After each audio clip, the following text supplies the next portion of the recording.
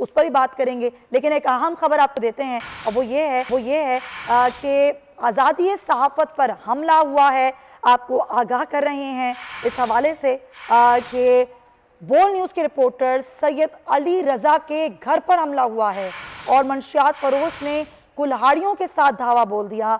सैयद अली रज़ा की बूढ़ी वालिदा और बहन को वो हिरासा भी करते रहे। फलन शरीफ में पुलिस ने मंशियात फरोशों के खिलाफ कार्रवाई की थी। इसी बात करेंगे ब्यूरो चीफ लाहौर खावर अब्बास से। खावर, ये क्या मामला है और क्या किया है इन मंशियात फरोशों ने?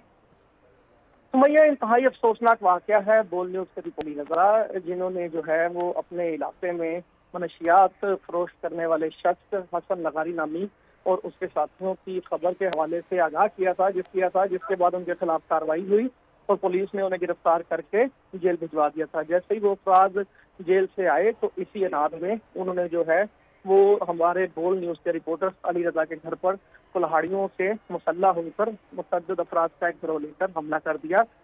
और उस वक्त अली रजा और उनके अहले खाना खवातीन घर पर ही मौजूद थी।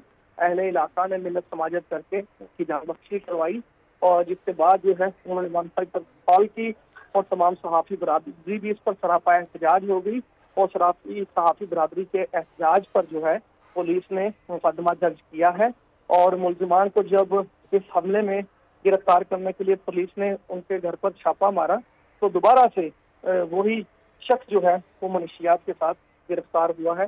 इंतहाई अफसोसनाक और काबिल मजम्मत ये अमल है, क्योंकि सहाफ़ी जो होते हैं उनका काम तो माशरे में होने वाले तमाम वाक़यात को रिपोर्ट करना होता है और उन तमाम चीज़ों को जो मुआशरती तौर पर बुराई का सबब बन रही होती है उन हक़ाइक़ को सामने लाना होता है। मगर ये दिन ब दिन ऐसे बढ़ते हुए वाक़यात जिसमें सहाफ़ियों पर हमला, उनके घरों पर हमला या बासर अफराद की तरफ से उन्हें हरासा करने के जो वाक़यात आ रहे हैं, इंतहाई काबिल मजम्मत है।